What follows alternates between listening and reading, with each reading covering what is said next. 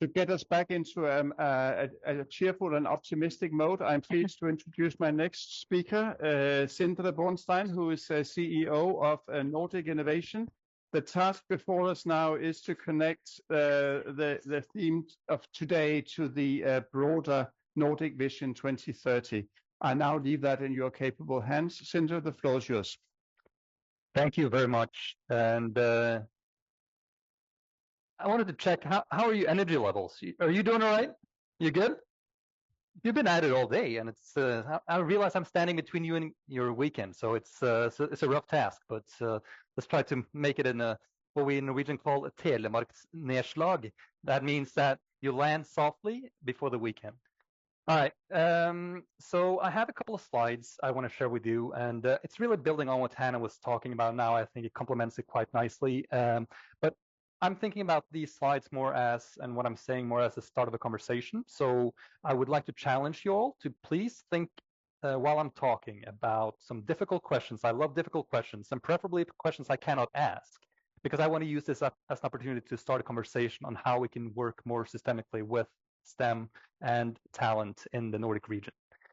So that's the challenge to you guys. So when I finish, please ask me some difficult questions.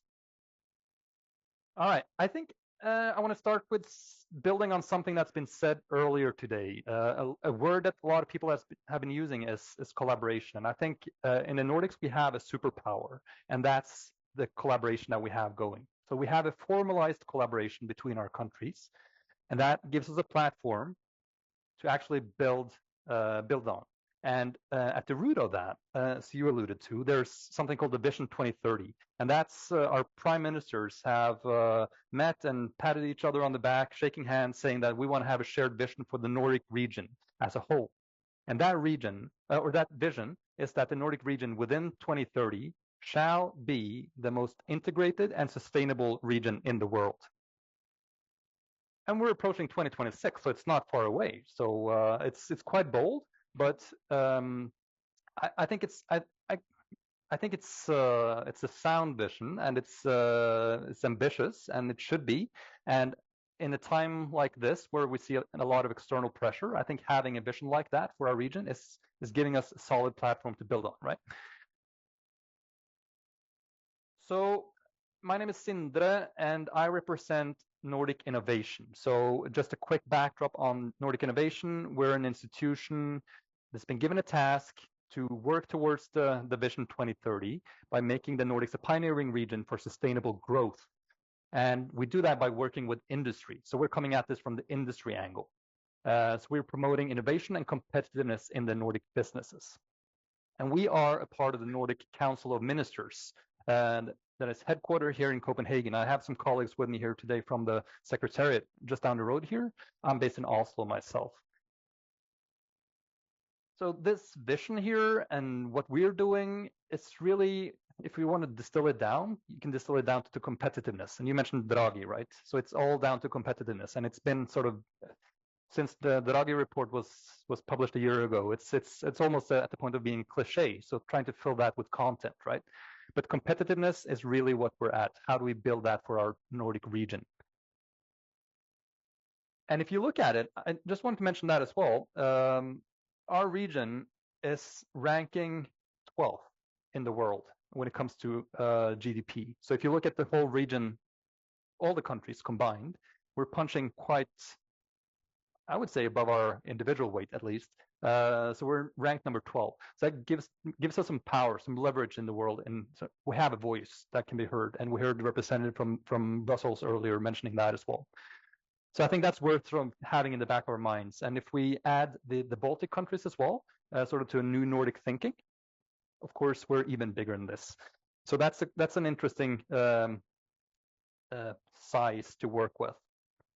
And also, I wanted to mention, sort of coming at this from the innovation angle, it's not all half bad for the Nordic countries. So if you look at the EU's innovation ranking, all the Nordic countries individually rank above average on innovation. So that gives us a sort of a good starting point. But I don't think we should sort of rest on our laurels by any means, because a lot of countries are moving really fast when it comes to innovation. So if we want to sustain competitiveness, we need to have a continued approach and build capacity at scale. And capacity is what we're talking about, right? And talent underpinning our growth. So part of what we do at Nordic Innovation as well, just mentioning that from a very practical level, is that we're given funding from the Ministries of Industry and Trade that we use to run projects to stimulate innovation and business growth. So we do that, and we have, of course, a special mandate to strengthen collaboration between the countries. So when we run projects, it's always participants from the different countries, the Nordic countries, part of the project. So when we're talking about collaboration, that's the first thing we think about when we wake up in the morning. How can we get more companies across the borders to collaborate? All right. These are our priorities in sort of meeting the competitiveness challenge, if you will. So these are the pillars that we're working towards. So I won't go into depth in these, but I'll just throw them out there so that you know more or less our focus. So first pillar is innovative solutions for 2030. That's sort of underpinning the vision, market near solutions. And really that pillar is driven towards the green transition that we're in. So in a time where the green transition is under pressure, the Nordics is an entity where that is sort of safeguarded a bit in our priorities. So, and I think that's really important as well for the STEM conversation, because that's an important area for STEM talent.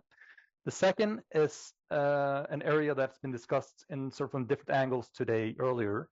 It's resilience and competitiveness for 2050, we've called it. And it's really cooking down to, or boiling down to critical technologies, enabling factors, sort of more systemic challenges that we need to solve. And that is super relevant for STEM. And the third one is capital attraction. And this is where we have put our new mandate, if you will, working with talent. So I'll get more into that later. All of these sort of require STEM professionals, and sort of try to draw it very nicely that STEM sort of underpins everything that we're doing. It's fueling the green digital transition, it's providing skills for critical technologies and resilience, and for strategic autonomy. And it's about building world-leading companies that attract more capital and more talent. So that's in essence what we're trying to do. And as we see it, we see STEM talent as a key enabler to get the Nordic sort of innovation flywheel going. So as we see it, I need to read this because I need to keep my mind focused. We see this as sort of creating scalable businesses through research and innovation, and that drives attracting more capital and investment, and that in time leads to more growth and value creation in society, and again fueling further research, innovation, and businesses. So it's sort of a cycle, and we want to stimulate that and underpin that.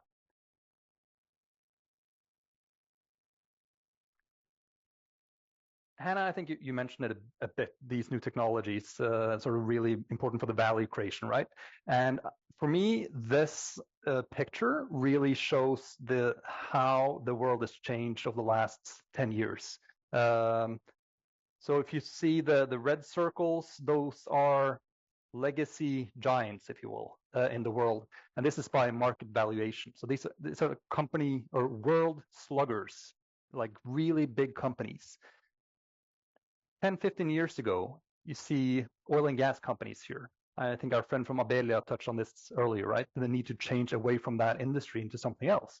And I think here is the proof in the pudding. So from 2011, you see Exxon, PetroChina, Shell, all oil and gas majors. And in very short period of time, it's been overtaken by technology companies, the blue circles. And if you look at it, just look at the pace of growth here. And this is valuation. So this says something, I think, for our STEM conversation, the importance of STEM in our global value creation and where growth is happening, where competitiveness is happening. So I think this is really a proof of that flywheel I was talking about on the previous slide. Engineers, developers, data scientists, researchers turn ideas into scalable technologies. All of these companies on the far right here represent scalable technologies. And this creates defensible intellectual property. And that fuels, again, further innovation, giving tech companies the credibility and growth engine that drives these soaring valuations. So if you ask me, this is a new paradigm. I don't think there's any way to, I would love the question to argue that, but I think this is a new paradigm. And I think we should have our STEM debate sort of center around this picture. And I also think that in this picture, it's important to talk about Nordic scale-up companies. I don't see any Nordic companies here. We have a lot of companies in the growth and scaling phase, and that's critical for STEM talent. That's the breeding ground for STEM.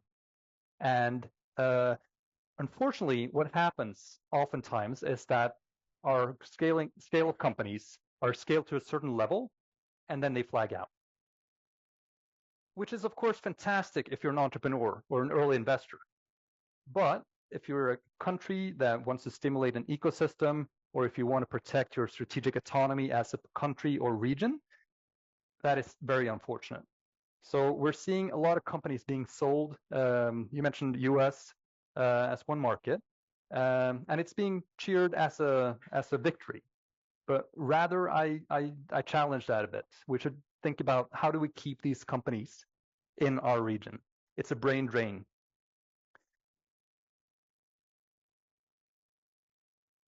All right, I want to change gears a bit and talk about some interesting areas that we observe working with industry and sort of driving innovation.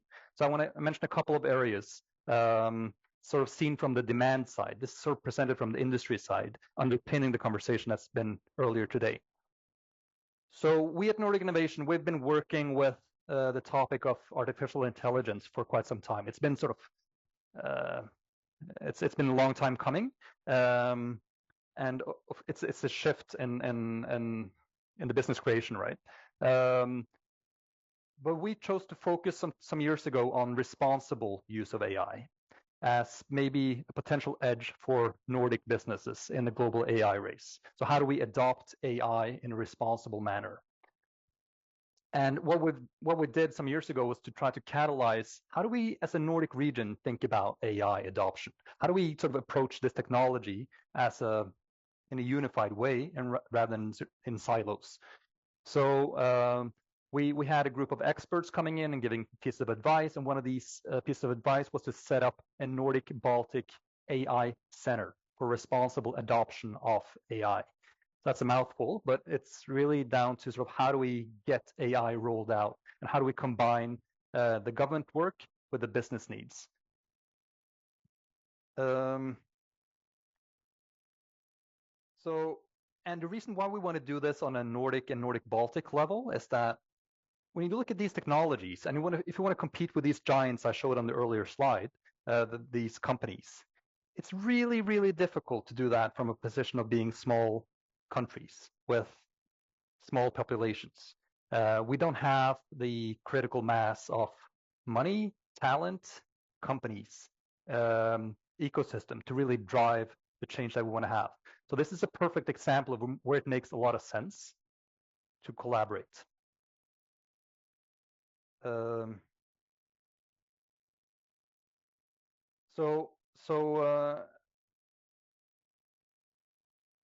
Also, I want to mention that one of the key areas for this center is to meet sort of the government work on AI with the business work of AI. And I think some of the comments that have been presented earlier, I think the talent question fits quite nicely into the scope of this center. And this center is being launched later this month. So on the 22nd of October, with pomp and glory, it's being launched in Finland during the ministerial meeting for the ministers of trade and industry. So it has sort of the ministerial backing from and financing from the ministers of industry and trade, the digitalization ministers, and the cooperation ministers. So it's sort of cross-silo cooperation also within the political sphere, which I think is illustrative of what we need if we want to break down the silos. And we see that AI talent is actually one of the key barriers for growth companies in the Nordics. I think one of the previous panelists talked about that. And having a center like this can actually complement what we're doing on the national level in the Nordic countries with sort of a supranational approach to how do we actually deal with this technology? How do we meet the demands? How do we create the right talent to meet the demands of the companies? Are you thinking about questions yet? All right. Another technology track that I wanted to lift, and Hannah, you mentioned quantum technologies. I think this, like when AI has happened in the past, this is sort of happening now and in the future. So this is an emerging frontier, and we're seeing a lot of interest, actually, really, really a lot of positive interest from the different Nordic countries, from the policy side, and from the business side, and from the research side, to actually get together and do something sensible as a joint push on quantum. So in June, the prime ministers sat down and signed a joint declaration, and the Nordic prime ministers, that this quantum is an area that we want to focus on. And I think this is a clear message to our universities and ecosystem around knowledge creation that this will be an area of strategic importance to our region in the future. And if we're talking about sort of the big cost of AI, quantum is even worse. The cost and effort required to succeed with quantum is mind-boggling. So this is maybe even a stronger case for collaboration than AI. And we see really, really good complementary positions of the Nordic and Baltic countries in how we're approaching quantum. So it would make all the sense in the world to combine this trend. Like Finland, for instance, has had over decades really solid educational focus on quantum, right? And also a lot of infrastructure around quantum. Whereas our friend from Abelia mentioned the industry, the Norwegian industry, they are actually really good at use cases. So, and those are two different things. In Denmark, you have the life science industry. Quantum computing can open a lot of doors within the life science. And these are all complementary strengths. And we cannot really succeed with tackling all of this as individual countries. So a phrase that I've heard people refer to and what we need to do on quantum, and I think this goes also for the wider STEM conversation, is that we need to have structured collaboration. We need to have, like, choose. We cannot do everything. We need to pick and choose. Like, what do we want to do in Finland that makes sense to do in Finland? And what do we want to do in Denmark that makes sense to do in Denmark? And how do we combine this so that we're all stronger? Really good example on that is that Novo Nordisk Fond, together with other parties, has just bought the world's best and coolest and fanciest quantum computing machine that exists at the moment. And what they did was to say that let's open this for Nordic stakeholders first. And I think that's a really, really cool example of Nordic collaboration happening in practice, coming from the industry players.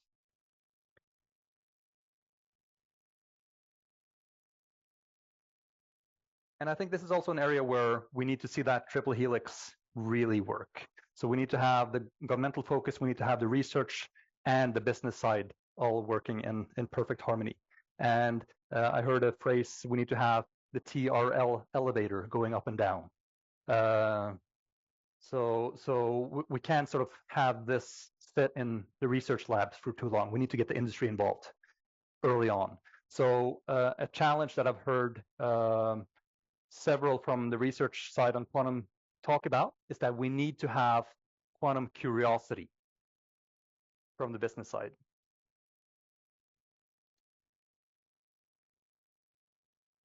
Another area that's not directly tech driven, but I wanted to mention as well, is critical raw materials. It sounds a bit boring, it's stones and gravel, but it's actually a bit more than that. This is the key enabling factor for the transition that we're all in. And if we're talking about strategic autonomy, this is an area I recommend you to look into. The critical raw materials that go into all the components that's needed for our green transition and our digital transition. And when I mention this at the STEM summit, I do that because there's an industry sort of coming in the wake of the realization that this is an area that we need to work on. So EU just launched recently the EU Critical Raw Materials Act, saying that 25% of our critical raw materials need to come from recycling. At the moment, in our Nordic region, it's about 1 to 2%. This is a massive challenge. Industry experts say that it's impossible to solve this within the next 10 years. So if we're looking at long timelines and pipelines for where STEM needs to, we need to have more STEM capacity, this is an area that we need to see a lot more talent sort of gravitating into this sector, both on sustainable mining from greenfield areas, where we have a really strong position in the Nordics, but also from the recycling part, thinking circular business models. And you mentioned sort of going back between soft and hard professions. I think the circularity aspect is really interesting from a STEM angle.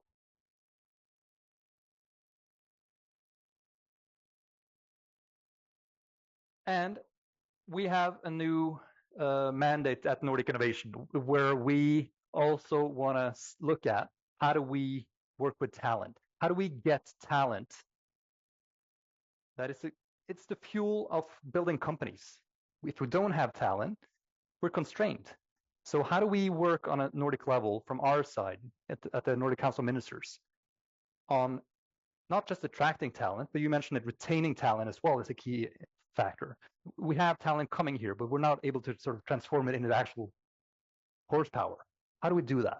So this is where I want to sort of maybe leave some food for thought to the audience here. And if you have some things you want to talk to me about after this presentation, you can reach out to me, because we're sort of in our thinking box on how do we approach this with our mandates on a Nordic level.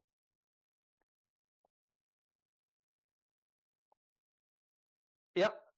Let me just, perfect timing. Let me just wrap it up, saying that I think and I'm not the first to say this, but I think we live in two tectonic shifts. We have the geopolitical shift happening, and we have also the technology shift happening. And this is extremely scary, because it changes everything. And we need to realize it changes everything. And a cool expression is we live in a VUCA world. And I'll leave that as a teaser for all of you to check it out. If you don't know the abbreviation, I had to check it out, but I think it's a cool one. It just says something about the volatility that we are living in. And we need to realize that this changes everything. But I think also this presents an opportunity for our Nordic and Nordic Baltic region, that we have some qualities and some strengths that we can build on to tackle a VUCA world. And we can turn wicked problems into Nordic opportunities. So I think, being Friday afternoon, moving into the weekend, I think we're allowed to be a bit visionary. And I would love to see in 5 years that we have something called a Nordic mega region, for like an ecosystem for innovation happening. We're talking about this now, but it's not really happening. How do we make that work? How do we create a complete ecosystem on a Nordic level to deal with wicked problems? So I think it's a good thing to start thinking about going into the weekend. So I want to leave it there. Thanks. Thank you.